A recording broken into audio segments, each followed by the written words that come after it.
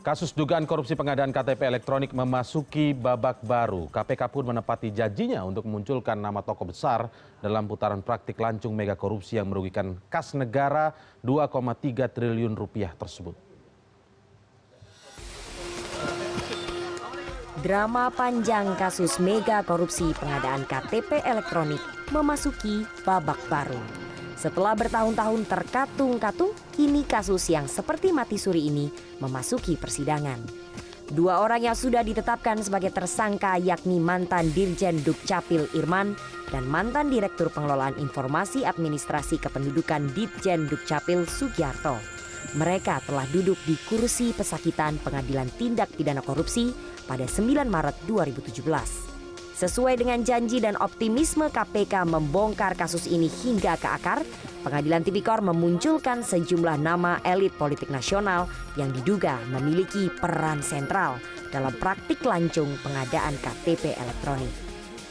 Sejumlah nama beken di ranah politik satu persatu disebutkan jaksa penuntut umum saat membacakan dakwaan. JPU juga menambahkan uang haram dalam kasus korupsi ini mengalir ke kantong sejumlah partai.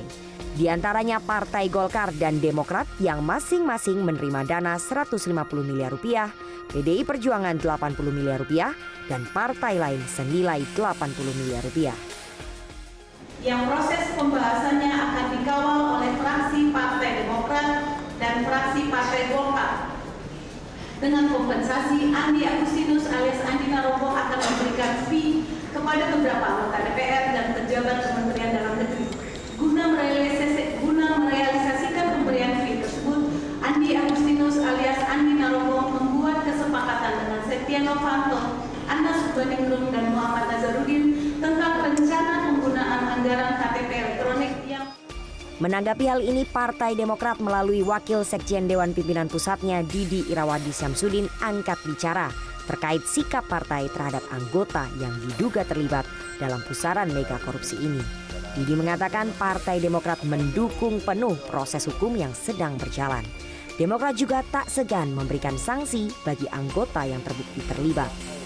Korupsi ini kejahatan luar biasa, oleh karenanya kami serius menindak oknum-oknum partai kami manakala terbukti melakukan tindak pidana korupsi ini. Tidak memandang jabatan? Tidak memandang jabatan apapun, manakala sekali lagi manakala terbukti tentu akan diberhentikan. Meski sadar akan adanya guncangan politik dari sidang ini, KPK mengaku tidak akan terganggu dan tetap fokus pada ranah hukum untuk menghadapi sidang lanjutan 16 Maret mendatang. Kami akan buktikan keraguan tersebut dengan bekerja semaksimal mungkin tentu saja berdasarkan kewenangan KPK, dan bagi KPK sebagai institusi penegak hukum, supremasi hukum tetap yang pertama. Hukum yang diletakkan di atas segala-galanya. Jadi kalau ada ekses yang lain itu di luar domain KPK. KPK akan bekerja profesional, supremasi hukum akan kita tegakkan sesuai dengan kewenangan kita. Pengadaan IKTP merupakan mega proyek yang bergulir sejak 2011 di bawah Kementerian Dalam Negeri. Munculnya angka fantastis yakni 6 triliun rupiah dalam proyek ini menimbulkan sangit tak sedap, dugaan adanya praktik tak sehat dalam proyek tersebut. Namun fantastisnya angka yang ditilap tak menjadi syarat mutlak sebuah kasus untuk diungkap. Siapapun tokoh yang terlibat harus tegas ditindak. Seyogyanya harta negara digunakan untuk kemaslahatan rakyat karena harta negara bukan jalan pintas untuk memperkaya diri maupun serikat. Suci Banjin, CNN Indonesia.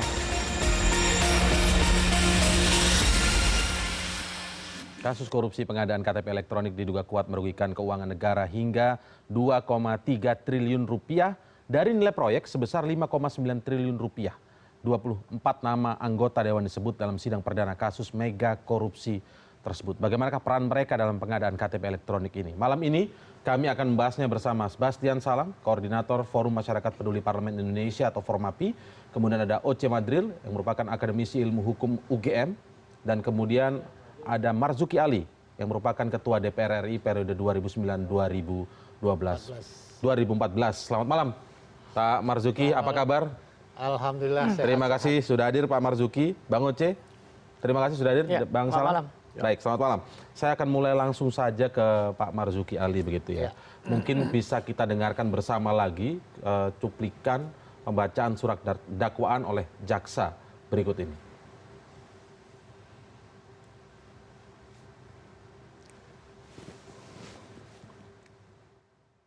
Dalam pertemuan tersebut, Andi Agustinus alias Andi Narogong menginformasikan kepada terdakwa 2 bahwa untuk kepentingan penganggaran, Andi Agustinus alias Andi Narogong akan memberikan uang sejumlah 520 miliar rupiah kepada beberapa pihak, diantaranya 1. Partai Golkar sejumlah 150 miliar rupiah, Partai Demokrat sejumlah 150 miliar rupiah, Partai PDI Perjuangan sejumlah 80 miliar rupiah, Marzuki Ali sejumlah 20 miliar rupiah, Anas Urbaningrum sejumlah 20 miliar rupiah, 6. Khairul Harahap sejumlah 20 miliar rupiah, dan partai-partai lainnya sejumlah 80 miliar rupiah. Saya sengaja memang meminta Pak Marzuki untuk hadir di sini untuk mengklarifikasi yang dibacakan oleh jaksa dari menurut KPK. Ada nama Pak Marzuki disebut menerima 20 miliar dari Andi Narogong itu, Pak. Pertama, Apa jawaban saya ingin tahu kayak apa sih mukanya Andi Narogong. Bapak tidak kenal? Saya tidak kenal, tidak pernah ketemu, tidak pernah kontak. Silahkan buktikan kalau saya kenal, saya pernah ketemu, saya kontak. Ya, pasti bisa ditelusurin lah. KPK kan punya alat yang canggih. Ya. Pernah nggak berhubungan Marzuki Ali? Kan gampang kan? Yang pertama. Nah, yang kedua, apa urusannya dengan Marzuki Ali? Pengesahan anggaran IKTP ini cukup di Komisi 2 dengan Banggar. Nggak ada kaitan Marzuki Ali. Ketua DPR ya? Iya. Ketua DPR itu nggak ada peran sama sekali terkait pengesahan anggaran. Biasanya di paripurna pun yang memimpinnya wakil ketua. Saya memimpin paripurna itu untuk momen-momen tertentu aja, bidang-bidang tertentu. Yang sifatnya lintas komisi. Kalau dia di bawah misalnya Komisi 2, cukup dia, kalau dia Komisi 2 cukup di bawah wakil ketua DPR bidang koordinator keamanan. Ya. Kalau dia komisi berapa perdagangan, wakil bidang perdagangan. Kira-kira begitu. Jadi maksudnya Pak Marzuki sebagai ketua DPR 1 sama sekali tidak mengetahui sama sekali Tidak mengetahui sama sekali tentang proyek KTP itu. Tidak mengerti sama sekali. Itu yang kedua. Saya tahu masalah ini setelah KPPU mempermasalahkan tender daripada IKTP ini. Nah, mereka ke rumah saya, datang ke rumah saya di Widya Chandra, yang datang itu 3 orang. Pak Tajudin selaku ketua, Pak Yoyo anggota komisioner ya, lalu Pak Dedi bertiga. Nah, yang kenceng ini Pak Yoyo, ingin bongkar kasus ini. Pak Tajudin masih diragukan. Kenapa mendatangi Pak Marzuki saat itu? Anda tahunya kenapa? Mereka mau ketemu, saya bilang silahkan datang kalau kaitannya dengan tugas. Begitu saya datang, saya dapat informasi bahwa Pak Tajudin ini adalah orang partai. Ya kan? Partai mana, Pak? Ya, saya nggak usah disebut lah, nggak enak kan. Pasti terkait dengan partai yang ada di situ. Supaya belak-belakan mungkin, Pak, ini. Iya, ya katanya ya. Dulu dia bekas Partai Golkar. Katanya kan. Saya sempat bilang ke Pak Tajudin, Bapak lepaskan baju partai Bapak. Bapak sebagai anggota ketua KPPU, tolong dikawal ini. Karena ini diduga terjadi manipulasi tender dan sebagainya. Nah, entah kenapa akhirnya bergulirlah kasus itu. Masuk ke majelis KPPU. Diadilin. Dibatalkan tendernya. Jadi tender IKTP dibatalkan oleh KPPU. Mereka banding ke pengadilan. Waktu banding ke pengadilan kalah KPPU. Nah, waktu mereka itu sudah diganti mereka karena waktunya habis. Periodenya habis. Saya putus komunikasi. Saya tanya kemarin Pak Yoyo, berikutnya gimana? Saya cek Pak Yoyo, gimana berikutnya? Katanya ke Mahkamah Agung. Waktu Mahkamah Agung dimenangkan KPPU. Tapi hukumannya tuh ringan sekali, denda. Nggak ada apa-apa, denda aja. Nah, KPPU ini dendanya maksimal 25 miliar. Apakah denda maksimal pada saat itu kita nggak tahu. Nah, satu hal yang baik, ada diskusi akhirnya bukti-bukti yang ada di KPPU ini diserahkan ke KPK. Itu ceritanya. Oke. Iya, Itulah yang menjadi jalan KPK menyelidiki. Nah, untuk mempercepat proses ini, saya dengar dari Pak Yoyo juga, investigator yang tadi menyelidiki kasus EKTP di KPPU ini direkrut oleh KPK. Nah, inilah sehingga bergulir terus. Nah, jadi agak aneh kalau saya disebut namanya, tapi saya mendorong ini supaya ditindaklanjuti. Saya berani sampaikan karena itu fakta kok. Ketika Anda tadi di awal menyebut awalnya apa urusannya dengan Marzuki Ali sebagai ketua DPR, karena tidak ada urusannya sebenarnya ketika soal ini begitu ya. Setelah ada KPPU itu masalah dengan terkait dengan dimasalahkan oleh KPPU, apa yang Anda lakukan di DPR? Nggak bisa apa-apa dong, kasusnya udah jalan. Anda tidak berniat untuk sebagai ketua DPR satu untuk... Tidak ada kewenangan. Kalau saya masuk ke ranah sana, saya ditanya apa urusan kamu ketua DPR? Rubah dulu dong undang-undangnya. Tatipnya itu nggak ada, boleh kita. Keputusan apapun yang dilakukan oleh komisi itu, itulah keputusan yang disahkan di paripurna. Jadi apapun keputusan ke paripurna, kita nggak boleh macam-macam. Saya bisa dilaporkan BK loh. Kalau saya mau masuk ngurusin begitu, dilaporkan ke BK, urusannya apa. Nah, jadi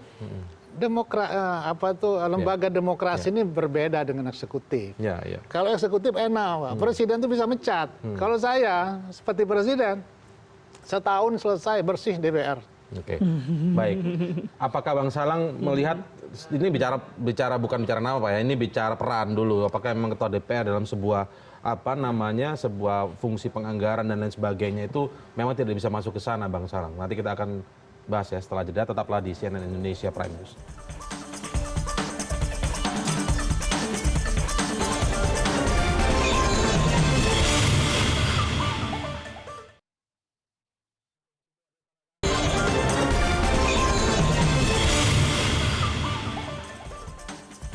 Kita langsung ke Bang Salang. Seperti pertanyaan saya sebelum break tadi, Bang Salang, apakah memang ketika dikaitkan Pak Marzuki tadi menyebutkan apa urusannya ini proyek IKTP dengan ketua DPR tidak bisa masuk ke sana dalam proses sebenarnya program-program seperti itu memang tidak bisa masuk sama ke sana. Bukan tidak bisa masuk, jadi memang kalau bicara tupoksinya memang soal IKTP ini kan dibahas di Komisi 2. Maka yang sangat berperan di situ tentu Komisi 2-nya. Nah, pimpinan DPR itu memang dalam banyak hal bisa dikaitkan atau mengkaitkan diri. Misalnya dalam proses pembahasan, proses pengesahan di paripurna. Gitu. Nah, tetapi di dalam proses politik terutama untuk lobby-lobby anggaran kayak begini, itu kan memang segala macam upaya itu bisa dilakukan, mendekati pimpinan, kalau pimpinan sudah beres, lalu kemudian turun lagi mendekati pimpinan komisi. Setelah pimpinan komisi, baru ke anggotanya. Bahkan kalau lihat di BAP itu, pimpinan fraksi juga itu didekati semuanya. Gitu. Jadi ini memang mega proyek. Jadi kelihatannya ada sebuah grand design untuk mengamankan semua pejabat teras di DPR. Walaupun tupoksinya tidak terkait misalnya? Walaupun tupoksinya tidak terkait? Oh ya, untuk mengamankan ini semua, itu bisa. Tetapi begini, nama-nama ini kan itu muncul dari terdakwa yang sekarang sudah ditetapkan. Belum, bukan terdakwa. Andi Narogong belum.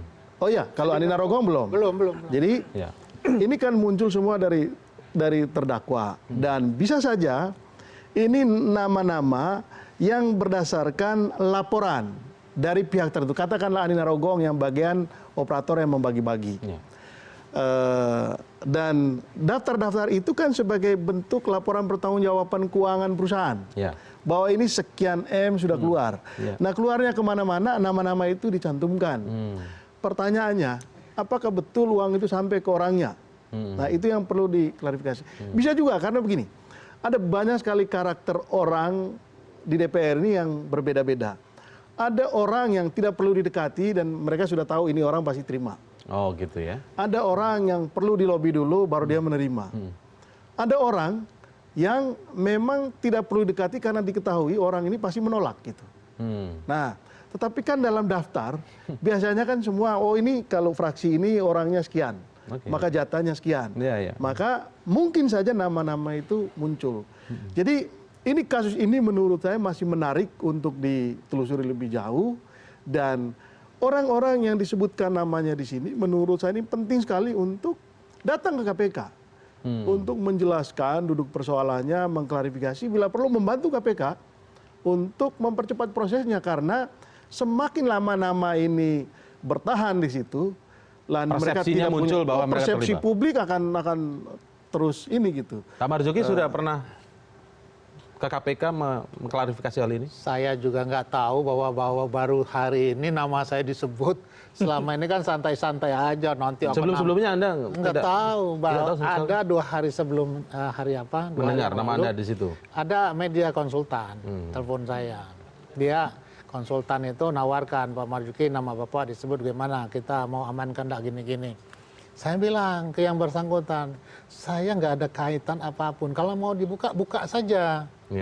Jadi saya tuh apalagi mau bayar-bayar ruang untuk media. You tahulah selama DPR pernah nggak Marzuki Ali menutup berita untuk ngasih-ngasih wartawan? Nggak pernah Marzuki lakukan. Silahkan wartawan mau ngomong apa silahkan. Saya tidak punya karakter untuk menutupi berita-berita yang apalagi terkait kriminal seperti ini, nggak mungkin. Jadi itu tanda tanya bagi saya. Tahu-tahu besoknya muncul di FIFA. Itu kan. Tepatnya Anda tahunya kapan sih Pak sebenarnya? 2 hari yang lalu. 2 hari yang lalu ya, benar-benar 2 hari yang lalu. Iya. Yang sebelum-sebelumnya itu. Nggak ada. Sebelumnya dapat viral, nggak ada nama saya. Nah itu viral. Baru 2 hari lalu tahu bahwa Anda disebut menerima 20 miliar. Iya itu tapi belum ada di viral itu. Anda mencoba mencari tahu nama Andi Narogong ini tidak? Karena kan sebelumnya di dalam viral itu ada nama Andi Narogong. Dia yang menyampaikan kepada Dirjen Dukcapil itu kan, Dukcapil itu bahwa dia akan membagikan uang kepada 1, 2, 3. Itu kata dia kan. Nah harusnya ini diklarifikasi dulu oleh KPK. Jangan langsung dicantumkan saja tanpa klarifikasi ke kita. Duduk perkaranya gimana, cara bawa duitnya gimana, apa urusannya kan, kapan, oleh siapa. Nah Anda sekarang merasa perlu tidak mendatangi KPK? Saya nggak tahu gimana prosedurnya, saya nggak ngerti. Jangan-jangan salah. Saya tadi berpikir pagi saya besok mau ke Baris Krim justru. Kan untuk apa? Ya pencatutan nama baik saya. Itu. Siapa yang Anda laporkan? Ya yang menyebutkan nama saya, Andi Narogong itu. Itu kan, karena dia yang menyebutkan bahwa saya nerima bagian. Kan itu yang saya akan tuntut dia. Anda sudah berupaya mencari nama Andi Narogong ini siapa sudah? Belum tahu sampai sekarang orangnya kayak apa. Saya nggak kenal betul. Anda sempat berkonsultasi tidak sih dengan beberapa rekan Partai Demokrat yang lain? Saya nggak pernah konsultasi urusan partai. Saya kan mesti sudah di... Iya, tapi waktu itu kan Bapak masih di Demokrat begitu kan? Mungkin sempat menghubungi. 2011, kan ada beberapa nama orang di Partai Demokrat.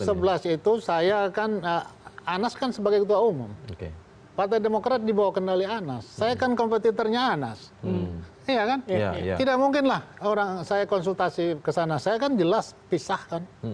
Kan jelas waktu kasus ini Anas itu ketua fraksi kalau nggak salah. Ya, mulai dari dia ketua fraksi sampai ketua umum. Iya kan? Sampai kongresnya 2011 itu dia sudah 2010 kan ketua umum udah.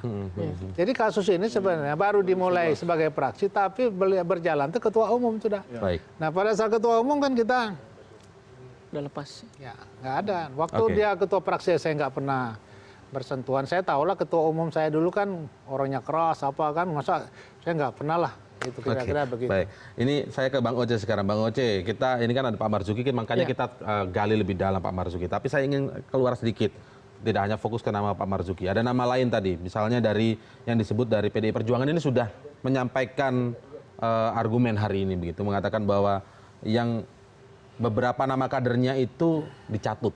Argumennya seperti ini. Saat itu PDIP berada di luar pemerintahan, sehingga sebenarnya posisi PDIP bukanlah perancang utama proyek IKTP. Jadi nama-nama ini dicatut begitu. Kalau kita lihat ada nama-nama di situ, ada nama Ganjar Pranowo, Yasona Lauli, Arief Wibowo, Oli Dondo Kambe, begitu ya. Nah, itu dicatut begitu. Kalau Anda melihat sebenarnya kalau seperti mungkin Pak Marzuki apakah dicatut juga dan lain sebagainya, sepertinya ini menggunakan pencatutan nama. Kalau kita lihat kasus-kasus korupsi yang lain kan juga disebutkan argumennya adalah namanya dicatut dan lain sebagainya. Pandangan Anda sendiri seperti apa?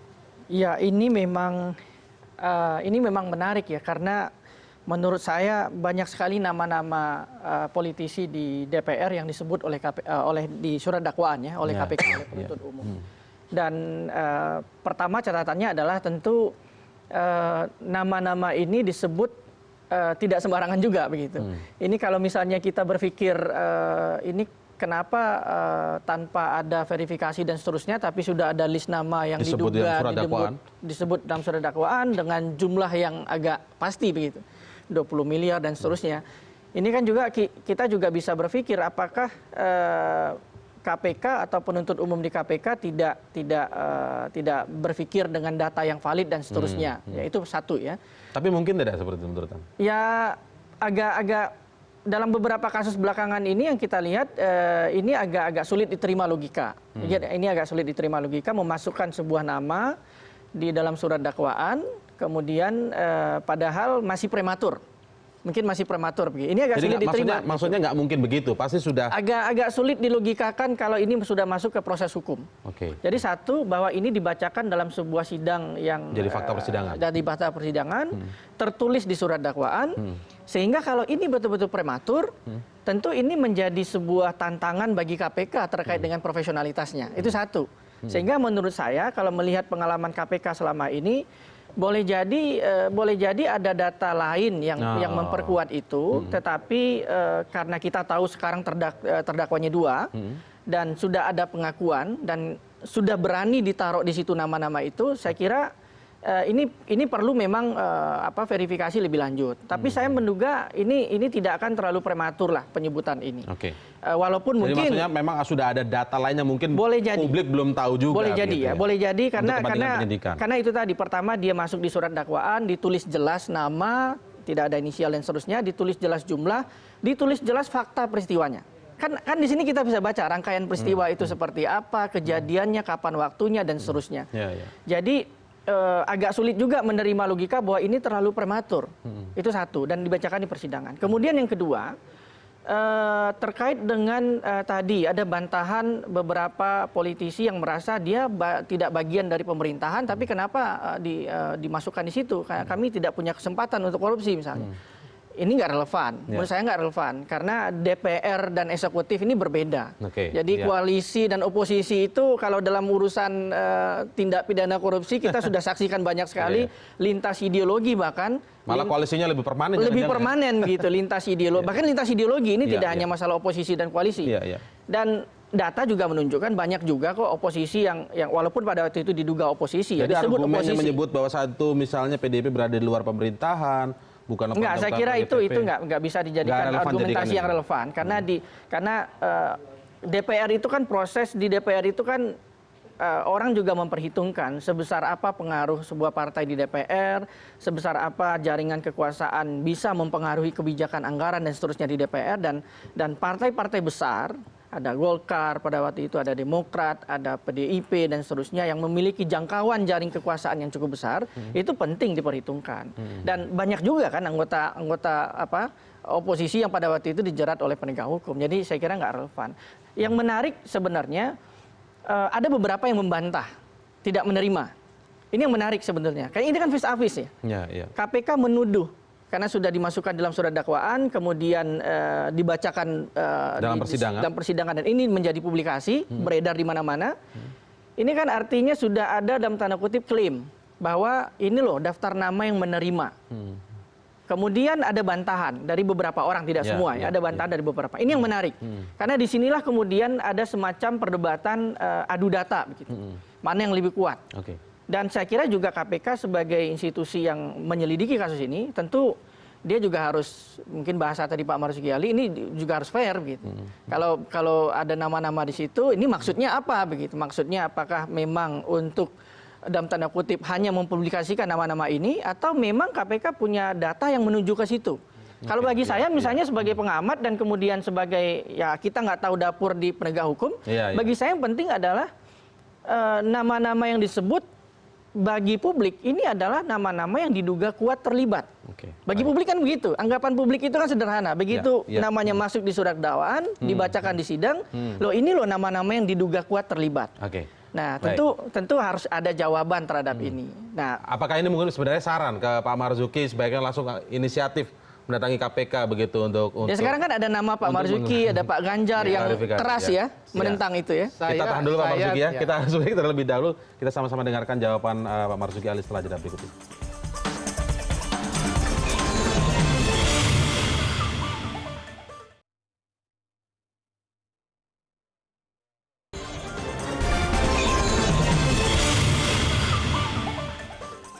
Disebut dalam surat dakwaan menerima 20 miliar dalam proyek IKTP ini, Pak Marzuki tadi langsung akan membawa ini ke Bareskrim begitu ya? Iya. Kenapa lebih milih Bareskrim? Misalnya katakan, oh ya oke itu satu sisi Pak, tapi mungkin perlu tidak Anda lebih memilih mendatangi KPK untuk memberikan klarifikasi penjelasan? Atau sebenarnya sebelumnya sudah pernah dipanggil KPK tidak datang mungkin? Saya sampai detik terakhir belum pernah dapat panggilan. Kalau dapat panggilan kan bisa telepon saya. Kan pimpinan KPK tahu, kalau siapa aja tahu nomor telepon saya kok. Dan surat panggilan itu tidak rahasia. Ya, wartawan pasti tahu. Setiap panggilan wartawan sudah lebih tahu dulu. Oh, Pak Marzuki Ali dipanggil oleh KPK, pasti wartawan tahu. Pasti saya mencari di mana surat panggilannya kan. Tidak pernah ada kalimat-kalimat itu baik dari media maupun tidak ada sama sekali. Dan tidak ada penjelasan di dalam dakwaan ini peristiwanya kapan menyerahkan uang, oleh siapa, berapa, di mana, itu kan, dalam bentuk apa, diserahkan harusnya ada peristiwanya. Jadi cuma disebut di awal. Di awal itu tidak dijelaskan lagi di belakang. Di lain-lain untuk nama lain ada dijelaskan peran-perannya. Ada beberapa. Ada beberapa yang sangat di highlight, sangat detail ya. Misalnya Setia Novanto. Itu sangat detail itu. Di beberapa halaman dia muncul terus di ruangannya, di suatu tempat, itu sangat detail. Tapi ada beberapa nama yang memang sekali muncul setelah itu tidak ada fakta peristiwanya, termasuk Pak Marzuki Ali saya kira. Jadi kan agak. Jadi Anda akan mempermasalahkan KPK juga ini nanti? Iya, saya bertanya. Saya pengen orang yang ngerti hukum lah. KPK ini kan atau manusia juga di dalamnya itu. Bisa saja lalai. Saya harus ngadu kemana? Ya kan? Kalau dia lalai kan misalnya. Ngadu kemana saya? Kan itu satu pertanyaan saya. Yang kedua, kalau kalimatnya Andi Narogong yang meminta uang kepada Dirjen Dukcapil itu untuk dibagi-bagikan, berarti Andi Narogong yang memfitnah saya kan? Kejadiannya begitu kan? Jadi dia mencatut nama saya. Nah ini dulu yang saya mungkin bawa ke Bareskrim. Cuma saya lagi mencari buktinya dulu. Saya kan belum punya buktinya.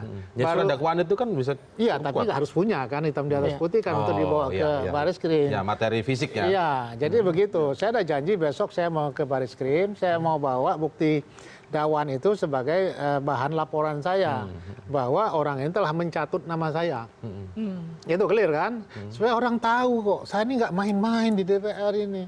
5 tahun kok, saya tahu ketua DPR itu satu di antara 250 juta rakyat Indonesia. Saya jaga marwah ketua DPR ini selama 5 tahun. Kan ini kan betul-betul penghinaan.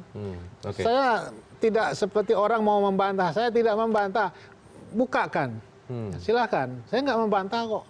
Mau Anda akan membawa masalah ini ke masalah hukum malah. Nah iya, jadi artinya apa ya? Marilah kita ya kalau bilang ini pemain-pemain besar hanya untuk mendapatkan panggung politik, janganlah dengan menzolimin orang. Saya yakin selama ini KPK sangat profesional. Ya selama ini. Orang yang tadinya membantah-bantah setelah ditunjukkan buktinya oleh KPK, diam semua. Tapi saya yakin ini, saya tidak pernah bicara masalah EKTP, saya tidak pernah teleponan masalah EKTP, saya tidak pernah ketemu orang masalah EKTP, saya tidak menerima apapun masalah EKTP. Jadi jauh-jauh hari sebenarnya sebelum diproses di era KPK sekarang, jauh-jauh hari M. Nazarudin pernah menyebut sejumlah nama memang Pak. Ya, kalau nama itu kan bisa saja dia ngancam-ngancam selama ini kan. Seperti saya terima hambalang 1 juta, tapi di mana 1 jutanya? Enak juga loh nerima duit itu kalau sampai ke saya. Tapi kalau cerita saja, ada catatan pembukuan. Siapa dulu namanya Damayanti siapa itu? Katanya dikirim ke Pak MA oleh sini ini. Tapi di mana? Kejadiannya hilang begitu aja. Kan tanpa jelas, tanpa ada kejelasan. Jadi maksud Anda ini sudah beberapa kali nama Anda dicatut maksudnya? Sudah 3 kali. Kasus apa saja itu Pak? Pertama gedung DPR, saya nerima triple check katanya. Padahal justru saya yang melaporkan itu, saya yang minta Menteri BUMN untuk mecat. Saya minta Menteri BUMN Dan Pak sekarang Muhtar sudah Bakar. tidak ada lagi. Yang apa? Maksudnya sudah tidak jalan lagi kasusnya. Iya, stop semua, saya nggak ngerti. Yang kedua? Yang kedua masalah cerita-cerita Hambalang itu.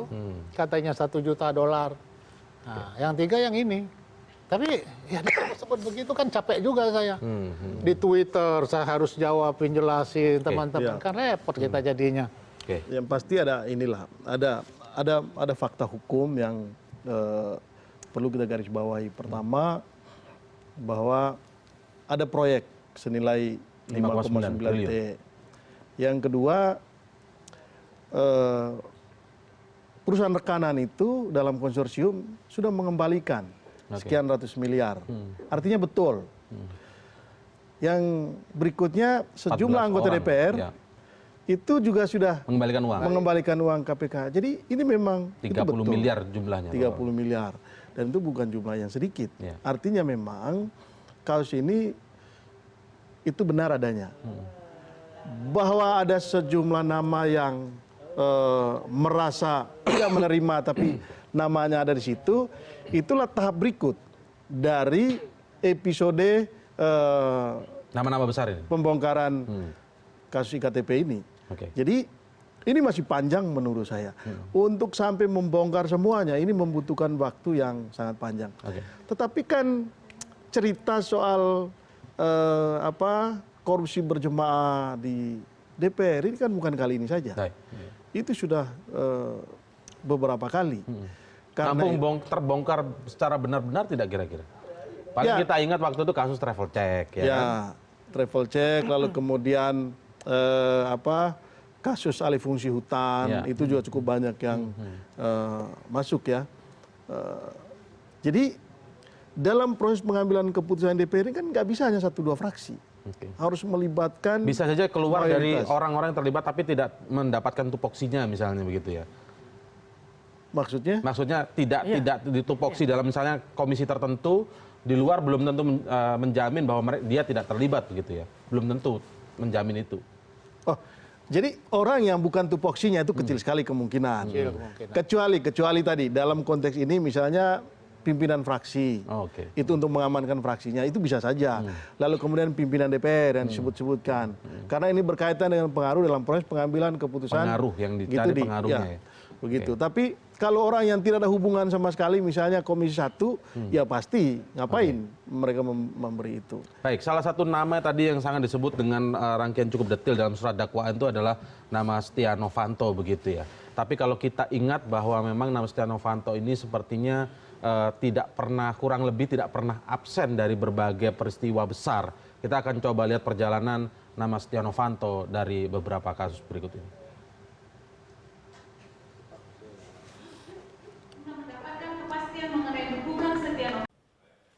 Sepak terjang Setia Novanto di kancah politik tidak perlu diragukan lagi. Seiring meroketnya karir politik, nama Setia Novanto setidaknya terseret dalam 5 kasus skandal korupsi di tanah air. Namanya mencuat saat kasus Cesi Bank Bali menyeruak ke publik tahun 1998 silam. Saat itu ia menjabat sebagai Direktur PT Era Giat Prima. Namanya disebut jaksa dalam kasus korupsi Bank Bali yang merugikan negara lebih dari 500 miliar rupiah. Dalam kasus suap impor beras ilegal 60.000 ton tahun 2006, Setia sempat diperiksa 10 jam oleh Kejaksaan Agung. Salah satu tersangka disebut memiliki hubungan saudara dengan Setia Novanto. Saat KPK menyelidiki kasus korupsi proyek penyelenggaraan PON 2012, nama Setia juga disebut. Ruang kerjanya di DPR bahkan pernah digeledah oleh penyidik KPK. Dalam kasus suap mantan Ketua MK Akil Mokhtar, nama Setia Novanto juga terseret. Setia dan Idrus Marham disebut terlibat dalam penyuapan Akil untuk pengurusan sengketa Pilkada Lebak, Banten. Yang terbaru, Setia Novanto diduga mencatut nama Presiden Jokowi dan Wapres Yusuf Kala saat rekaman pembicaraan antara dirinya dan Presiden Direktur Freeport Ma'ruf Syamsuddin beredar di publik. Setia meminta jatah saham Freeport dengan mencatut nama 2 petinggi negeri. Berulang kali terseret mega skandal korupsi, Setia masih lolos dan menikmati puncak karirnya di DPR. Kini namanya juga disebut puluhan kali pada dakwaan Irman Sugiarto saat sidang perdana kasus dugaan korupsi KTP elektronik. Komisi Anti Rasuah kini tengah menyelidiki peran Setia Novanto yang aktif mengatur anggaran proyek KTP elektronik merugikan negara 2,3 triliun rupiah. Rifana Pratiwi, CNN Indonesia. Bang Uci, apakah mungkin nama Setia Novanto ini berulang kali dicatut? Enggak, begini. Jadi kalau kita memahami surat dakwaan, ya, saya berdasarkan surat dakwaan saja. Sebetulnya surat dakwaan ini kan modelnya dia menuju satu terdakwa, tetapi sebetulnya yang dituju adalah beberapa pemain utama. Jadi surat dakwaan ini sudah memetakan pemain utama, kemudian memetakan orang-orang yang menerima tadi itu mungkin di pinggiran ya, mereka yang menerima. Jadi kalau asal nerima ya. Betul. Jadi kalau saya membahasakan mereka ini ya gratifikasi atau indikasi suap, kalaupun nanti indikasinya ke situ ya. Iya. Tapi kalau pemain utama menurut surat dakwaan itu di samping utama ini yang mengatur ya. Betul, yang mengatur, ya. Kemudian aktor utama lah dalam kasus ini. Itu dirjennya tentu yang sekarang sedang didakwa oleh KPK. Kemudian ada nama Andi Agustinus atau Andi Narogo itu. Kemudian ada Isnu Edi Wijaya, itu ketua konsorsium percetakan. Kemudian ada nama Diah Anggraini, sekjen dari Kemendagri. Kemudian ada Setia Novanto, ketua fraksi Golkar pada waktu itu. Dan kemudian yang terakhir adalah Derajat Wisnu Setiawan, ketua panitia pengadaannya. Jadi kalau dilihat ada berapa nama itu ya, ada 1, 2, 3, 4, ada 5 nama selain dirjennya. Jadi kalau dilihat surat dakwaan ini modelnya bersama-sama sebetulnya. Jadi mereka ini bersama-sama sebagai aktor, ya, aktor, bahasa saya ya, sebagai aktor yang dalam tanda kutip yang diduga melakukan tindak pidana korupsi. Walaupun yang masuk ke persidangan saat ini kan dirjennya. Ini kan kalau Mas Indra lihat, ini kan sebetulnya peta aktor itu kan mewakili, ada yang mewakili ada yang mewakili eksekutif yang punya proyek, yaitu dari Kemendagri yang punya kegiatan ya. Kemudian yang kedua ada DPR legislatif yang memang punya kewenangan menyetujui anggaran, penambahan, pengurangan, lolosnya proyek ini kan tergantung mereka ya. Di situ ada nama Setia Novanto begitu. Saya tidak tahu ini orang kuat yang dimaksud, apakah ini nama besar yang dimaksud, tapi satu-satunya politisi DPR yang disebut dalam rangkaian aktor itu adalah Setia Novanto. Yang pada waktu itu posisinya adalah ketua fraksi Golkar. Ya. Waktu itu mungkin partainya nomor 2 Pak ya, kalau Golkar ya. Nah, kemudian berikutnya adalah korporasi. Korporasi diwakili oleh konsorsium percetakan. Ya, itu ada nama di situ. Jadi kalau kita lihat peta di situ, ya ada korporasi, ada orang kuat di DPR. Jadi kalau dibahasakan boleh jadi orang kuatnya SN gitu. Kalau ngelihat surat dakwaan begitu. Tapi bahwasannya nama ini muncul dalam berbagai kasus yang terbaru, misalnya Papa minta saham dan seterusnya, itu saya kira ini catatan track record. Tentu publik merekam itu. Publik tentu merekam. Karena kan dari semua yang ada tuh sampai sekarang yang kita bahas di sini juga tidak ada satupun yang terbukti menyebut nama dia. Makanya pertanyaan saya tadi, apakah Setia Novanto ini sering dicatut kemudian? Betul, kalau kasus Papa minta saham, saya kira menurut saya indikasi kuatnya sangat-sangat terasa ya. Itu kan problemnya karena SN itu mundur ketika sebelum disanksi oleh Mahkamah Kehormatan Dewan ya. Kemudian kasusnya berhenti ya. Dan seterusnya. Tapi kalau dalam rangkaian kasus ini, saya kira nama itu disebut dalam satu nafas lah dengan aktor utama begitu. Nah, saya nggak tahu nanti KPK dalam mengembangkan kasus ini tentu kalau jalan pikirannya sesuai dengan surat dakwaan, mestinya kita bisa memetakan.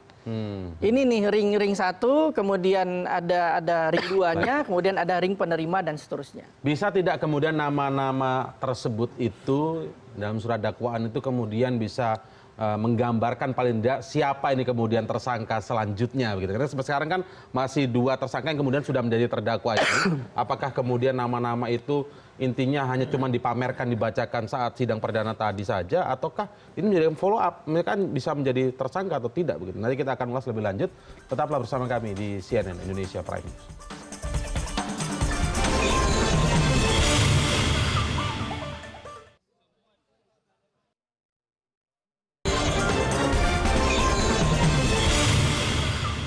Masing-masing. Oh, oke.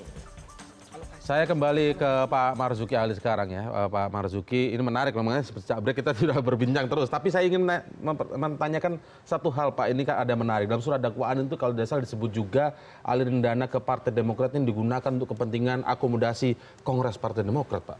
Ya, kalau apa yang Anda ketahui soal itu? Kalau ke partai mungkin tidak, karena saya tahu partai waktu melaksanakan kongres itu kan dilakukan oleh DPP dan uangnya clear ya. Tapi kalau oleh perorangan pesertanya yang digunakan untuk kepentingan kongres mungkin iya. Ya, kenapa? Anak buah saya banyak yang dikasih 5.000, 10.000, 10.000 diculik malam-malam itu. Nah, itu fakta ya. Dolar ya. Dolar. 10.000, 10.000 sehingga saya kalah 20 suara itu. Itu fakta. Dan itu saya sampaikan. Nah, Anda melihat sendiri waktu itu ya? Nah, saya nggak lihat, karena saya kan tidak di lapangan. Tapi ada uang yang di ini kan, tapi akhirnya ya kita sampaikan kepada Pak SBY waktu itu bawa uang dan sebagainya. Ya akhirnya udahlah kita kasihkan kepada anaknya itu, karena dia sudah nerima, dia bukan anggota dewan apa. Ya karena tidak ada tindak ya kita kembaliin aja. Oke. Kalau tadi bicara soal pengaruh ya, atau Pak Marzuki tadi mengatakan tidak ada tupoksinya urusannya dengan ini. Tapi bagi Anda, Bang Salang, Anda memahami seperti apa sih posisi Ketua DPR itu? Apakah masih tetap akan dihitung misalnya untuk misalnya ada proyek tertentu? Memang mungkin orang nggak tahu, tapi ini jatahnya nih misalnya. Iya. Ada, mungkin itu terjadi. Dalam merancang sebuah mega proyek yang nilainya triliunan rupiah, itu pasti semua diperhitungkan. Karena apa? Karena tadi untuk mengamankan. Karena ini markup-nya kan hampir 50%. Belanja modalnya cuma 51%. Sisanya itu markup untuk dibagi-bagi. Kenapa itu bisa dilakukan? Karena semua pihak kunci di DPR itu sudah diatur gitu dalam proses pembagian. Nah, tapi kalau disebut dari misalnya Ketua DPR tidak menjadi tidak ada urusannya di dalam sana misalnya, kenapa harus diperhitungkan misalnya? Iya, dalam konteks ini kan cara membacanya supaya aman lembaga itu secara institusi, maka mulai dari pucuk pimpinan tertinggi. Gitu. Itu sudah dihitung. Lalu kemudian turun ke bawah lagi per fraksi. Per fraksi ini mau terlibat atau tidak terlibat itu dihitung. Oh, fraksi ini misalnya sekian puluh miliar atau sekian ratus miliar berdasarkan jumlah anggota. Oh, tergantung gede tidaknya fraksinya ya? Oh iya, tergantung jumlah anggota. Nah, langkah berikutnya tentu saja ini pada tahapan eksekusi. Nah, eksekusinya, pertanyaan berikutnya kan apakah betul nama-nama yang sudah ada dalam list itu dan anggarannya sudah disiapkan, apakah betul uangnya disampaikan atau tidak? Kalaupun dari perusahaan keluar, apakah sampai ke tangan orang yang didaftar? Dalam konteks ini saya kira KPK ditantang untuk betul-betul bekerja secara profesional dan akuntabel sehingga membuktikan terutama nama-nama yang sudah dicantumkan ini. Gitu. Karena kalau tidak ini akan repot. Meskipun KPK bisa mengatakan ini adalah pengakuan dari terdakwa yang sekarang sedang dalam proses hukum yang ditangani oleh KPK. Soal benar dan tidak orang yang bersangkutan nanti itu ada tahapan berikutnya, gitu. Itu bisa dijelaskan seperti itu. Nah ini memang dari nama-nama ini memberikan gambaran bahwa beginilah cara kerja untuk memenangkan proyek-proyek tertentu di DPR dan juga pemerintah. Jadi jangan lupa ini itu menjadi wajar ya, bukan wajar, maksudnya menjadi terbiasa begitu dalam proses di DPR ini. Dari gambaran ini kemudian kita mendapat potret yang cukup lengkap bahwa kalau ingin meloloskan sebuah proyek dengan tambahan anggaran, ini kan tambahan anggarannya sekian triliun itu dengan mudah. Ya, kalau ingin mendapatkan anggaran yang sangat besar, beginilah caranya. Seperti yang digambarkan dalam. Jadi kasus ini melukiskan dengan sangat lengkap bagaimana proses permainan itu dilakukan dan bagaimana eksekutif dan legislatif itu bekerja sama, lalu kemudian ada pihak ketiganya. Gitu. Dan menurut saya ini harus bisa jadi pelajaran untuk membongkar. Ini menjadi pintu masuk menurut saya. Baik, singkat saja Bang Oce, kira-kira setelah nama-nama yang disebut ini apa selanjutnya? What is next gitu? Saya ingin kembali supaya tidak hanya ke sebuah kasus yang mirip, kasus Hambalang. Ini sebetulnya polanya mirip. modusnya mirip dan kemudian persebaran aliran uangnya agak mirip lah, walaupun skalanya lebih kecil. Kalau dalam kasus Hambalang, itu sebetulnya awal mulanya juga dengan peningkatan anggaran sebenarnya. Kasus Hambalang itu kan anggarannya awalnya sekian puluh miliar, sekian ratus miliar, kemudian tiba-tiba menjadi sekian triliun. Dan di situ ada persoalan. Ada persoalan ternyata kemudian diketahui bahwa proyek Hambalang itu adalah bagian dari bancakan juga berbagai pihak tadi. Di kasus Hambalang itu banyak nama juga yang disebut, terutama pimpinan badan anggaran. Badan anggaran ini kan selalu saja disebut dan seterusnya. Banyak sekali masuk dalam kasus. Mirip itu, namanya juga itu saja. Namanya mirip itu saja. Dan kalau kita lihat kasus iktp, nama itu masuk lagi di sini. Jadi sebenarnya mereka kayak satu tim. Mirip, ini kan kasus Hambalang dengan iktp itu kan waktunya hampir samaan dan kemudian DPR. Kebetulan pada saat itu mereka itulah jadi anggota Banggar. Pimpinan Banggar dan namanya sama. Tapi yang terjadi di kasus Hambalang adalah diduga kuat menerima, kemudian diperiksa berkali-kali oleh KPK, tapi kita nggak melihat nama-nama itu kemudian menjadi tersangka. Semoga yang sekarang ini tidak seperti itu ya. Nah, kasus ini sebenarnya kan kasus lama juga, modelnya sama, aliran ke beberapa nama-nama yang persis sama juga muncul di sini. Nah, kita nggak tahu nih ke depan, mudah-mudahan dengan penyebutan nama ini, KPK yang sekarang kita lihat bagus sekali, komitmennya tinggi, mudah-mudahan ini tuntas. Jadi ada dua kemungkinan di sini. Sayang sekali dua kemungkinan ya. Kita bahas lain kali, waktu sudah habis. Saya segera harus menutup, tapi memang nanti kita nantikan apakah Pak Marzuki ini akan benar-benar besok membawa ini ke Barreskrim Polri untuk membawa ini ke masalah hukum begitu ya Pak ya. Baik, terima kasih, sementara saya harus tutup. Kita akan lanjutkan di lain kesempatan. Terima kasih. Masih ada dua kemungkinan. Terima kasih Bang Salang, Bang Oce, dan juga Pak Marzuki telah hadir bersama kami malam ini di CNN Indonesia Prime News.